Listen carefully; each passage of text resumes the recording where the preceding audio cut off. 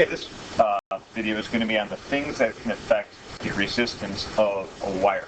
And I like to think of the wire, electrons flowing through the wire, as water flowing through a pipe. At least for most of this makes sense. So, first thing is the length. The longer the wire is, the more the electrons have to fight through. So as length increases,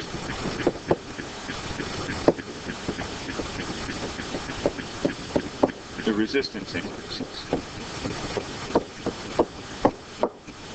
The second thing is area. Area is how wide it is, and think of water flowing through a pipe. The wider a pipe is, the faster the water can flow through it. The faster means there's less resistance. So as area increases, R decreases. Now the last thing is the resistivity, and this is how resistive the material is. So it's going to depend on the material. You don't have to memorize these, so it'll give you a value for it.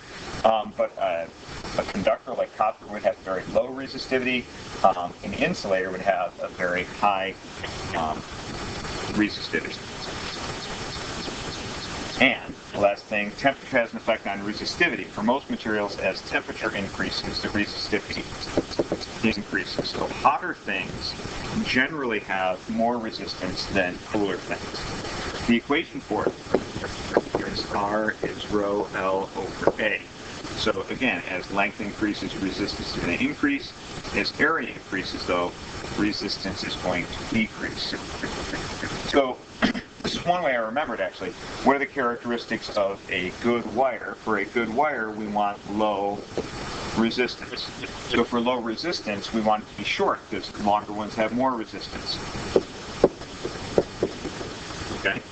We want it to have a big area, because the bigger the area, the resistance goes down. Okay. And then when temperature goes up, resistance goes up. So I want low resistance, so I want it to be cold. So good wires, low resistance is a good wire. And it's going to be short, fat, cold. And actually there's an application for this. If you're building a computer room, it's going to use a lot of electricity and stuff like that. You want to use the shortest wire, so we have the computers close together. You want to be fat, so a lot of current can go through it. And you want to keep the room cooler, because the electricity will flow better if it's cooler. Now, a mathematical example, a copper wire has a cross-sectional area of 2 times 10 to the minus 6, so that's our A. Has a current of 2 amps, so I equals 2, with a potential difference of 5 millivolts. Milli is 10 to the minus third, so 5 times 10 to the minus third. And then the resistivity of copper, resistivity is the Greek-letter rho for that, 1.72 times 10 to the minus 8. And then I want to know the length of the wire. Now the problem is I can't use this new equation up here because I don't have R. So how am I going to start? Well, in order to get R, I can do V equals IR. So we'll do V equals IR. Our V was 5 times 10 to the third minus third equals our I was 2. And then R. So then R is going to be 2.5 times 10 to the minus third ohms. So that's the R. Now I can use that other equation. So R equals rho L over A. So that's going to give me 2.5 times 10 to the minus third equals 1.72 times 10 to the minus 8. L is what we're looking for, over, and our area was 2.6. Sorry, 2.0 times 10 to the minus 6. And when I solve that, I will get an L of 0.29 meters.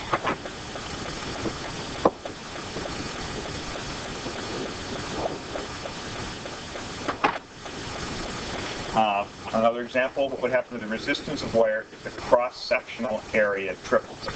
So R is rho L over A. The A is on the bottom down here. So we could say R is proportional to 1 over A. And I'm tripling the A, so it's 1/3. So R will be 1/3 as large. So that's what happens to resistance. Now what happens to current? As resistance goes down, current is going to go up. So the current will be 3 times as large.